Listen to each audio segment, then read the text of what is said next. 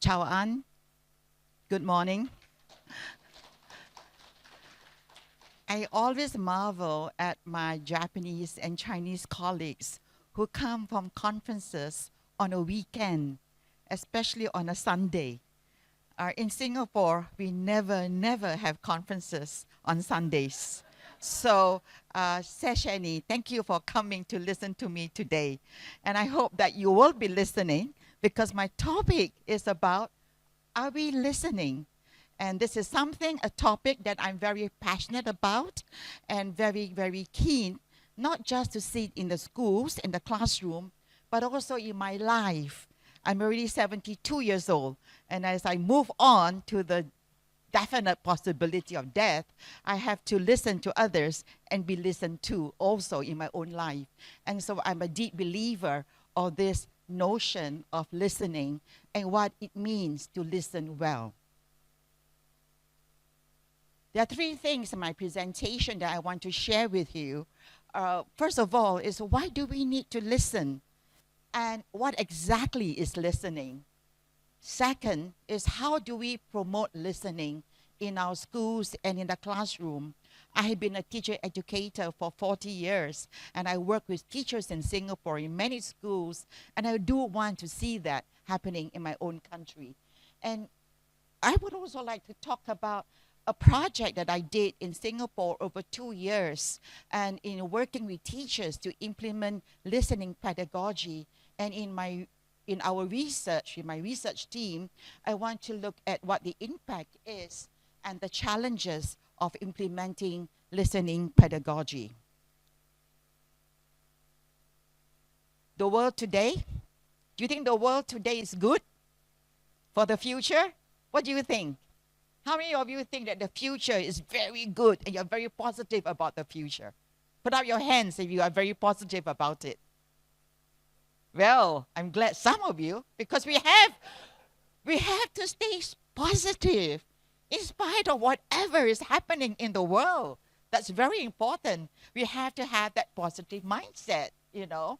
And if you look at the world today, there's a lot of uncertainty, there's a lot of anxiety, and we know there's a lot of mental health issues, there's widening inequalities and poverty, and there's learning loss.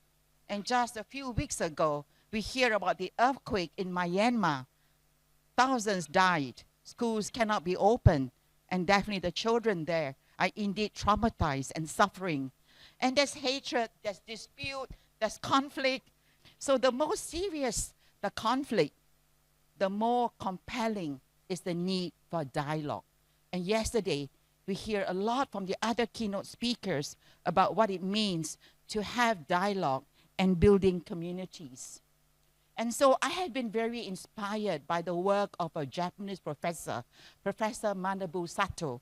He's the architect of schools as learning communities, and his work is really phenomenal and inspiring. And in listening to him over many years, I've been inspired in two aspects of his work about reforming schools from within, not outside, but within, with the teachers, with the children, with the community, with the parents. And two ideas were particularly interesting for me. One idea was on listening, and the other idea was on collaborative learning. And the main point about listening is that if you want to have dialogue, real dialogue, we have to listen to one another.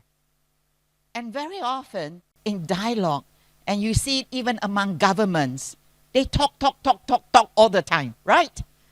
And so in talking, trying to persuade the other person to your point of view, we are not listening. And so in dialogue, to have successful dialogue, we have to pause and listen to one another. And I think in our schools, we want to be sure that no child is left alone, no teacher is left alone, and we have to give attention and we have to listen to our students. Yesterday, we heard a very interesting presentation from our Kenyan friend from Norway, and he talked about trauma evidence pedagogy in dealing with children who are wounded who come from war-torn countries. And in that kind of context, we have to listen. We have to see that they're not alone in their trauma, that they are cared for.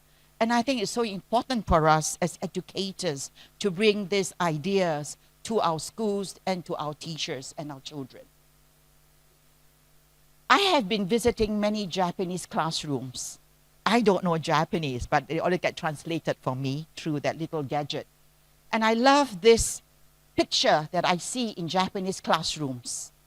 Every time I go to a Japanese classroom, where does the teacher stand? Do they stand like me in front of all of you, the audience? No, they're always seated on a chair like that with the children. And to me, I call that embodied practice, the listening stance of the teacher. And I love this statement that Pettigrew wrote in his book on listening. And I like this part. I am at eye level, not above them, not apart from them. I am face to face, and I am listening. I try to do nothing to take the attention of the students and their investigations. My students and I sit as equals, but our jobs are not the same. My job is to present the students with a challenge that will suitably engage them and push them towards their own horizons of understanding. So what is education? What is our role as teachers? What are we trying to do in our classrooms and as university professors in our lectures? And these are photos that I took, and I just love this. When the teacher, at the end of the lesson, a student comes out to ask him a question, and again, he was squatted down, I could feel my teacher listening, and I can tell you how affirming such listening is. And so the teachers, in the second photo, you see this, the teacher. Oh, this is fantastic, The teacher cocking his ears in his embodied practice to listen to the dynamic of group discussion, to be informed and open-minded witness to her students' explorations. As teachers, are we genuinely interested in what our students have to say? I observed a lesson online from Singapore. The lesson was in Japan. And as I observed this teacher in the classroom, from the time when she did her lesson, there she was, seated. Throughout, she was seated, listening into the conversation, and then listening in as the students presenting class, again here, having whole class discussion, and then here with the children, and at the end of the classroom. So again, this is what I would call the listening stance of the teachers that I saw in a lot of Japanese classrooms. So I had this question when I was looking and observing these classrooms. Why are Japanese teachers able to adopt this listening stance as embodied practice? How did it become so prevalent across many classrooms that I observed in Japan? And why is it so difficult to adopt this practice, especially in Singapore, and move our teachers from teaching as telling to teaching as listening? We listen to teach. We do not talk to teach. So what is needed to bring about much needed change and reform in our classroom? So I asked the Japanese experts, tell me, why is it so common? So the Japanese professors that I spoke to shared it with me, that listening is integral to Japanese culture. It's in their arts and music. It is something very deep. And our Confucian culture values listening. And in another communication, I was told that the Japanese system come under the influence of child-centered education from the 1920s. And it's gone, even now. And Professor Sato's work on school as learning communities is bringing that even more to the foreground. And in Japan, they have open classrooms, lesson study and open classroom is prevalent in many Japanese schools. And when teachers visit these classrooms, they see how listening is done, and they look for critical moments of listening to share with the teachers. And so when they observe the listening pedagogy, they're able to see the very wonderful, warm atmosphere that is in the classroom. And so they can share that with the other teachers. But one of the other things I found very interesting about Japanese classroom is that they have the bansho method. In the bansho method, children go to the blackboard and present their solutions to the class. And in order for the teacher to understand what the students are saying and sharing their solutions, teachers have to listen very carefully to their students.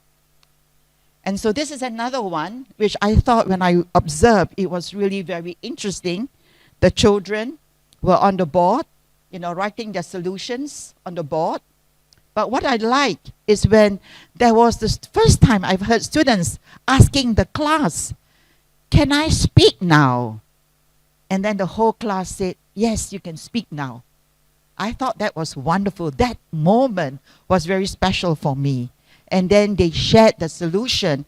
And if you look at the children, you see them all listening very carefully. So listening is students listening to each other, students listening to their classmates when they go up to the board to share the solutions, and teachers listening very carefully to the children.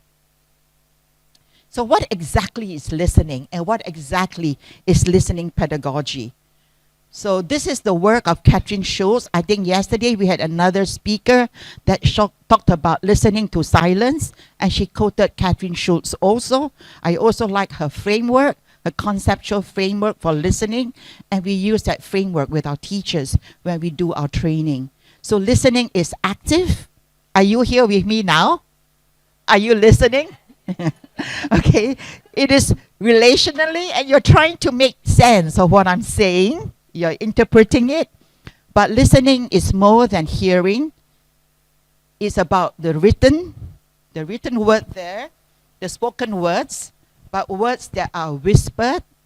The Japanese always talk about hatsumon. That means listening to the children, the muttering under their breath. What is the children saying under the breath? And teachers look for those moments when the children say those whispers, those enacted in gestures, and those left unsaid. So that's the hardest part. Listening to silence is the most difficult part of the listening process. And it is a skill. It is hard, but you must choose to want to do that and participate in the process of listening.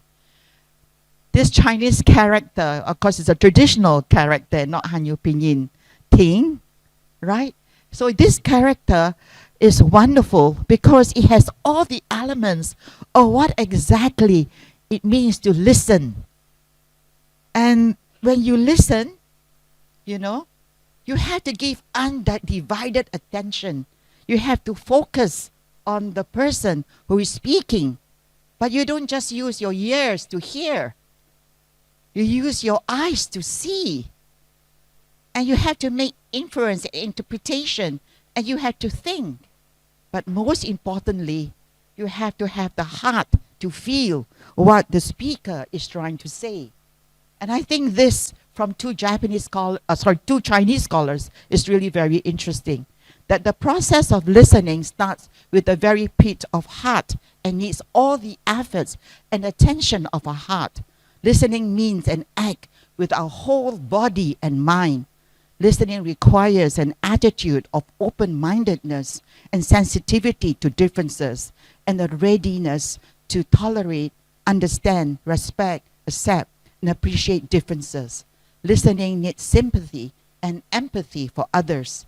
It is a matter of joint efforts of human act, the behavior, the cognition, the emotion, and more importantly, the moral inclusiveness and cultural awareness of own culture and the culture of others.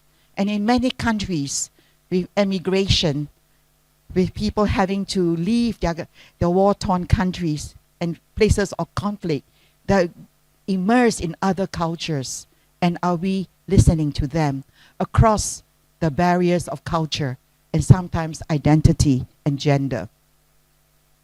So teaching is not just telling, right? It is mostly listening. This is Deborah Meyer, a very famous American principle.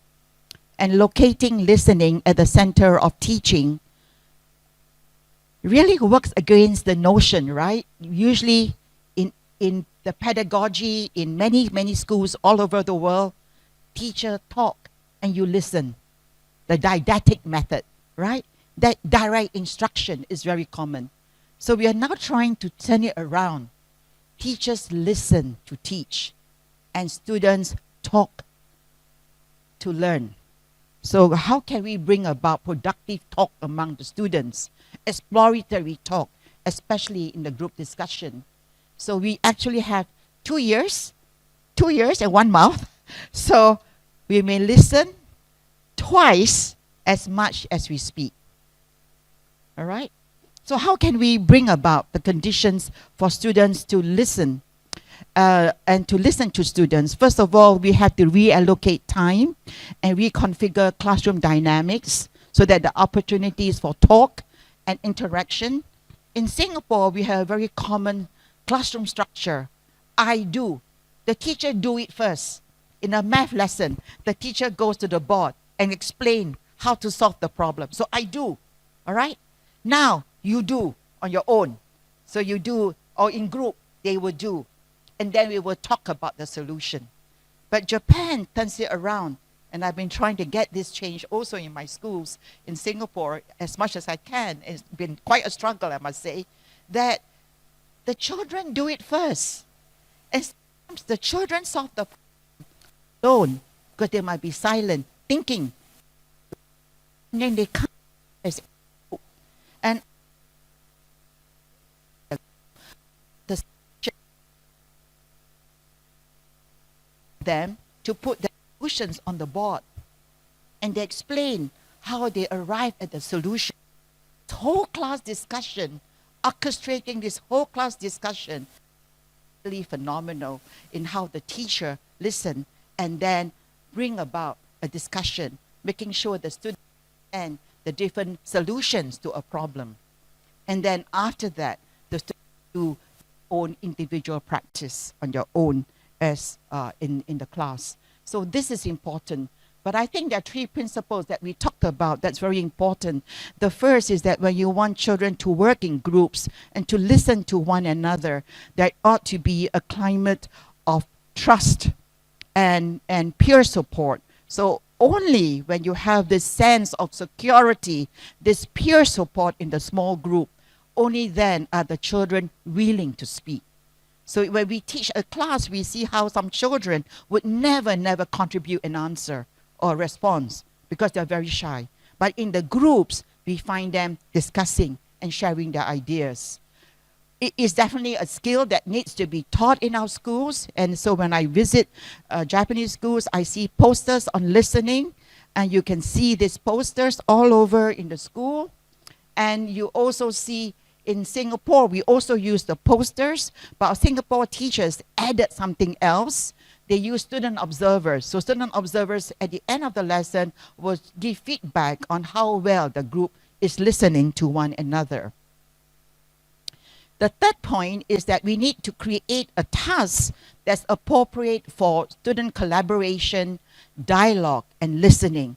So we have to create what we call a jumping task, a challenging task, so that no one can do it on its own, on his or her own, and it must cultivate curiosity to want to do this, and they must have the time to complete this task, and we want to build positive interdependence.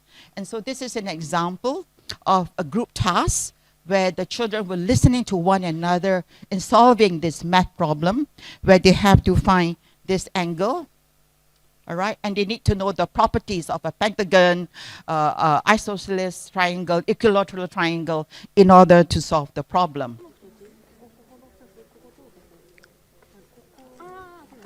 The sound is not good, I'm afraid, but it's in Japanese. I don't have the translation.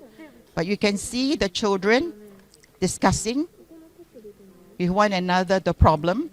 You have 2 boys and 2 girls. If you look at this and you focus on the group, you will find that 3 children are discussing. The 4th person is listening in. We're not sure whether and why he doesn't say anything. So perhaps we need to ask him how is his lived experience of this group process, and what he is thinking in that sense. So let me just quickly share, because of time, my own work with our Singapore teachers. We work with our teachers over 2 years. So I was trying to plant the seeds of schools as learning communities in Singapore, and to try to focus on listening and collaborative learning. And so in 2016, I brought 36 principals, 38 school leaders and teacher leaders to Japan to meet Manabu Sato and to go to schools that were employing schools as learning community ideas in the classrooms. And so in 2017, I started a kind of a pilot project and had some funding from my university. And before I worked with a small group of teachers in grade 3 and grade 4, I gave the workshop to the whole school so that the whole school knows what this group of teachers are doing with us as researchers and professional developers. So I work with 2 groups of teachers, English language teachers and mathematics teachers. And we had 4 cycles of lesson study over 2 years. We do 1 cycle. All right, at the end of 1 cycle of planning, designing, we have open lessons and discussion. I work with the English language teachers, and my colleague worked with the math teachers, and we did it over 2 years. So this is the cycle in 2019. And then we had COVID in 2020. And when COVID, for 2 years, we could not continue doing that work with the school and build it up at the whole school level. And by the time COVID is over, we just couldn't continue the work. It was very hard to visit schools. So what I did was, because I'm also involved with the training of principals in 2022, I tried to bring Professor Sato lecture to our LEP trainees so that they understand some of these ideas and perhaps be open to doing it. So we had interviewed our teachers. These are our data sources. Our data sources were interviews, focus group discussion with the students, as well as classroom observations over the cycle.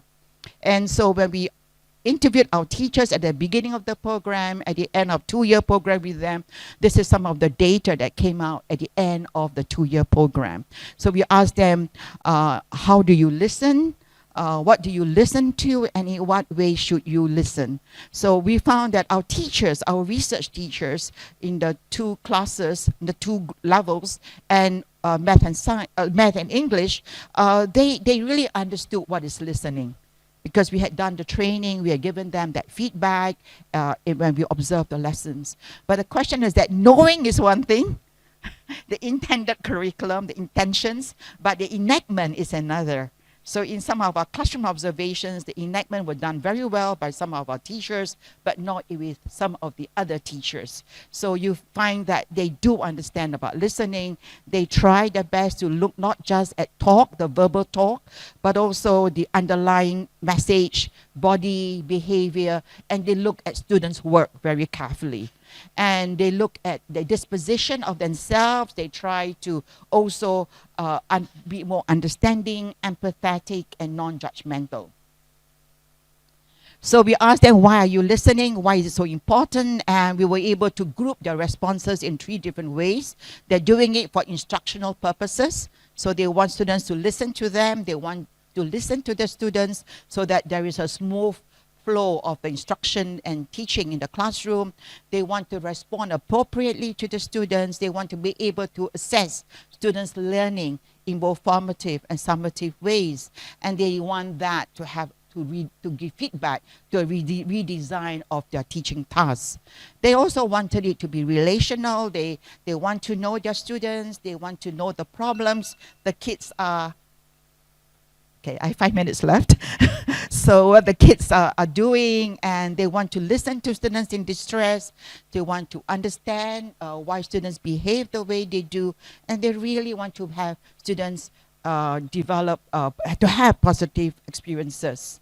And really, they do realize that listening is something, a disposition that will help them when they leave school. So they really want the students to go beyond the academics, beyond academic success, and to develop them holistically. And so they also found that by listening, they're able as teachers reflect on their own development and their own teaching. So when we saw the enactment in the classroom, you find that the teachers rearrange the classroom sitting. Some of the pictures I showed you earlier from Japanese classroom, you find that the sitting arrangement is U-shaped. Students are facing one another and not just facing the teacher. Because if you want students to listen to one another, they have to face one another and look at what their friends and classmates are saying. And so they had classroom routines, they used charts, and they tried to design group tasks to have productive talk in the classroom. They modeled, you know, like what we saw, the listening stance. They listened with empathy. They try to affirm and encourage students, and they try to provide a safe environment for participation and so on.